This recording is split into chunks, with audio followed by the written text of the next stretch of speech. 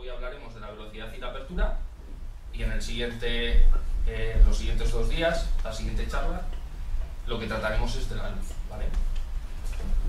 Una de las partes fundamentales de la cámara es el diafragma y realmente cuando hablamos de esos números lo que estamos hablando es del tamaño, de cuánto está abierto ese diafragma.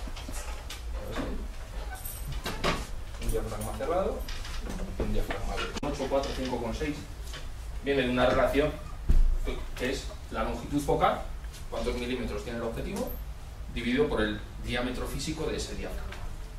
¿Cuál varía la luz entre un paso y otro? Pues entre un paso y otro, como la relación que los une es el área de un círculo, de un paso es el doble de luz. Es curioso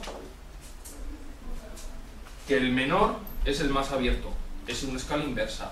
Siempre hay que recordarlo también, ¿vale? Que es un poco la apertura. ¿A qué nos va a afectar cuando hablamos de si un objetivo está más abierto o más pequeño? Primero nos afectará la exposición. Ya hemos hablado que es uno de los 3 pilares que controla la imagen y trataremos ahora de explicar por qué nos afecta la apertura a la calidad de imagen. Y por último, veremos cómo nos afecta la apertura a lo que llamamos profundidad de campo, ¿vale? Lo que os hablaba, a la hora de controlar la luz que entra en la cámara tenemos 3 pilares fundamentales. Tenemos el ISO, tenemos la apertura y tenemos la velocidad de obturación, ¿vale? Del ISO yo os diría que prácticamente os podéis olvidar. El ISO no nos afecta. O sea, cuando subimos el ISO deterioramos la imagen, siempre. Con lo cual, el menor ISO que nos permita cada situación. El mismo camino que tiene que recorrer para llegar a las esquinas, con lo cual siempre es más difícil iluminar las esquinas que iluminar el centro. Es muy sencillo de verlo físicamente. Si tuviésemos una lámpara en el centro de esta habitación, encendemos la bombilla, esta parte va a quedar perfectamente iluminada, pero las esquinas va a haber luz, pero van a estar un poquito oscuras. ¿Por qué? Porque la luz no llega igual que por el centro. Las lentes son curvadas, es complicado. Con lo cual, cuando las aperturas son grandes, entra la luz por toda la superficie y el objetivo tiende a no responder igual. Lógicamente es uno de los factores que cuando los objetivos son más caros, tienen un mejor diseño óptico, tienen lentes de más calidad y también se minimiza. Cuanto mayor es la apertura, peor calidad de imagen del objetivo. Siempre. Un objetivo que abre a 1,4 como ese, siempre va a rendir peor a 1,4 que a 2. Y siempre va a rendir peor a 2 que a 2,8. Cuanto más cerramos, más calidad de imagen obtenemos. Y ahora os preguntaréis, vale, pues si cuanto más cerramos, más calidad de imagen obtenemos, ¿por qué no cierro a F22 o F32? Todo lo que me dé el objetivo, saco mucha más calidad de imagen. Tenemos otro principio óptico que nos lo va a impedir, y es la difracción. La difracción es un fenómeno óptico, cuando la luz atraviesa una rendija pequeña, se crean diferentes ondas y dan interferencias. Es que si cerramos demasiado, empieza a aparecer difracción y también resta calidad de imagen. ¿Dónde está el límite? Depende de la cámara, depende un poco del tamaño del sensor. En cámaras de sensor pequeño, un sensor APS-C de este tamaño, pues el límite de la difracción suele aparecer a partir de F11. A partir de F11 ya empieza a restar calidad de imagen de forma seria. En una cámara de formato completo como aquella, que el sensor es más grande, podemos estar hablando a partir de F16, como mucho ya también una merma de calidad aparente y seria. Calidad de imagen, y que va a depender de la apertura, son las aberraciones cromáticas. Bueno, ahí he puesto el típico prisma que divide la luz en el arco iris, ¿vale? La luz tiene diferentes longitudes de onda y cada una reacciona de una manera al atravesar esas capas de cristal, con lo cual el problema son los colores que tenemos en el extremo del espectro, los rojos y los azules, los violetas, son los que más se notan. Por eso esos colores son los que apreciamos en los halos, esos rebordes de color. Todas estas 3 hemos dicho que se solucionan al cerrar, ¿vale? A plena apertura, cualquier objetivo del mercado va a tener viñeteo, menos resolución y aberraciones cromáticas.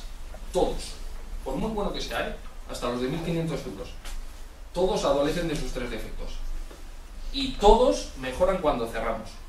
Mejoran cuando cerramos hasta que llegamos a este otro límite. la difracción. Este ya dependerá de qué tipo de cámara estemos usando. O sea, ¿dónde da más resolución ese objetivo? Existe un punto que se suele llamar punto dulce de los objetivos.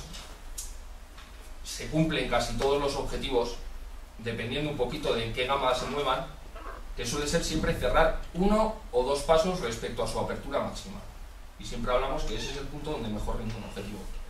En un objetivo de 1,4 estaríamos hablando que su punto óptimo estaría en torno a f2 o 2,8.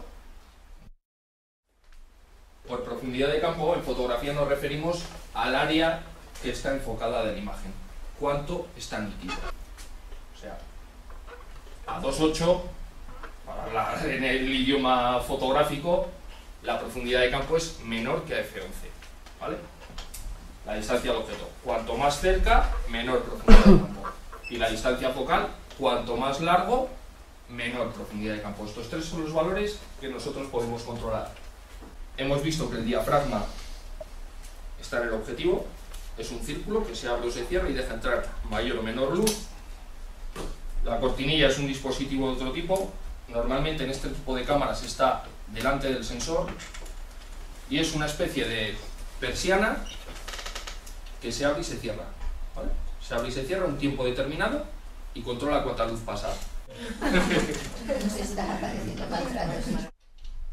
Por analogía a la escala de aperturas, se fijó una escala de velocidades que simplemente de un tiempo a otro entra el doble. Algo muy curioso es cómo interactúan estos dos dispositivos para controlarla. Nosotros pulsamos el disparador a fondo, el diafragma se cierra al valor deseado para ya determinar cuánta luz está entrando a la cámara y después entra en acción el otro dispositivo que acaba de con esa velocidad de exposición conseguiremos que el sujeto o el objeto que queremos fotografiar esté perfectamente congelado o que ese objeto o esa persona transmite un movimiento y un dinamismo. La cara negativa de esto que estamos hablando es la trepidación. Lo que hacemos es meter tiempos de obturación muy cortas para que, aunque nosotros nos movamos, sea tan breve ese periodo en el que abre y cierra que no se transmita ese movimiento a la imagen que estamos captando. Podemos tirar a velocidades lentas y en cambio para tirar con teleobjetivos, pues a nada que queramos hacer algo un poquito delicado siempre vamos a tener que buscar trípode, monopié o un apoyo que nos dé. El enfoque selectivo. El enfoque selectivo es cuando trabajamos con longitudes focales largas, con aperturas grandes o bien acercándonos al objeto, que han sido los 3 factores que hemos visto que determinan la profundidad de campo. El enfoque selectivo también lo que nos va a permitir es contextualizar o descontextualizar una imagen. Si yo uso una profundidad de campo grande, una apertura pequeña, esta chica estaría claro que está corriendo en los llanos, que Miguel está viendo la carrera. Lo mismo, un retrato, pero en este caso, así como antes hemos ido a un resultado intermedio, contextualizar pero sin que compita el contexto con el protagonista, en este caso hemos dicho al contrario. Lo que queremos es que se centre en el sujeto, que es el protagonista de la foto. ¿Tenemos suficiente profundidad de campo para que todo el sujeto esté en foco? Bueno, pues en este caso lo importante que es la cara está. La mano, pues la mano ya empieza a estar fuera de foco. Aquí ya no hay nitidez, o al menos no hay la misma nitidez que en las cejas. Bueno, otro punto crítico de la apertura es la profundidad de campo máxima. Toda la escena aparezca a foco. Lógicamente la aplicación más evidente de esto es el paisaje. Obtenemos una profundidad de campo que sería desde el objeto, por profundidad de campo entendemos, desde el objeto cercano que está en foco hasta el objeto más alejado que también está en foco. Toda la zona que hay en medio es lo que conocemos como profundidad de campo. El foco por delante es más pequeño que por detrás. La profundidad de campo no es simétrica. Es 1/3 por delante y 2/3 por detrás. Entonces hay que tenerlo siempre en cuenta a la hora de componer. La distancia hiperfocal es la distancia de enfoque, a qué distancia tenemos que enfocar para que la profundidad de campo es decir, el área comprendida entre el objeto nítido más cercano y el más alejado, sea la máxima posible. Como regla general, cuanto mayor es el sensor, menor es la profundidad de campo. Ok, las longitudes focales. Aquí, aun estando a f8, no está nítido, no está nítido, no está nítido. Los objetivos largos no dan perspectiva. Lo aplanan todo mucho. Introduciendo algo de movimiento en la escena. Aparte, lo que conseguimos es, contraponiendo dos objetos, uno que es dinámico y otro que es estático, darle dinamismo a la escena, que realmente se transmita esa idea de movimiento. Apretas el disparador a fondo, tac, se cierra el diafragma, se abre el obturador, las persianillas, y la luz empieza a captar la imagen hasta que haya llegado a la cantidad que tú la has fijado. Cualquier movimiento que introduces en esta fase, cuanto más rápido se mueve el objeto, también más fácil es barrer. Y otro factor que te va a condicionar mucho es usar teles. Siempre va a ser mucho más difícil conseguir un barrido con un angular que con un teleobjetivo. Como la velocidad de obturación nos va a permitir jugar también para, por un lado, obtener que la imagen conseguir que la imagen sea nítida, evitando la trepidación, o bien introducir efectos que den dinamismo a la imagen. ¿Qué ocurre cuando nosotros subimos el ISO? Lo que le estamos diciendo es, digitalmente al sensor, tú estás diseñado para de cada fotón darme 2 electrones. Pero como yo tengo poca luz, amplifícame esa señal y dame 4 electrones por cada fotón. ¿Qué ocurre? Que el sensor ya no está trabajando como ha sido diseñado para ello. Eso tiene unas contraprestaciones, y es que cuando nosotros subimos el ISO, por un lado se recorta lo que es el rango dinámico de la cámara. El rango dinámico de la cámara es lo que consigue ver la cámara desde lo más oscuro hasta lo más iluminado, ¿vale? Llega un momento en que la cámara no es como nuestro ojo, que nosotros vemos una escena, yo estoy mirando aquí, yo estoy viendo perfectamente la zona de la luminaria, estoy viendo perfectamente a Miriam que está en sombra, y estoy viendo perfectamente la pantalla del proyector que está emitiendo luz. La cámara no puede hacer eso. La cámara tiene un rango dinámico y por debajo de ese rango dinámico todo es negro y por encima todo es blanco.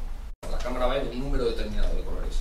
Cuanto más subimos el ISO, forzamos al sensor a trabajar a un voltaje para el que no ha sido diseñado, ese rango se estrecha también. Por eso siempre decimos que usemos el ISO el menor posible.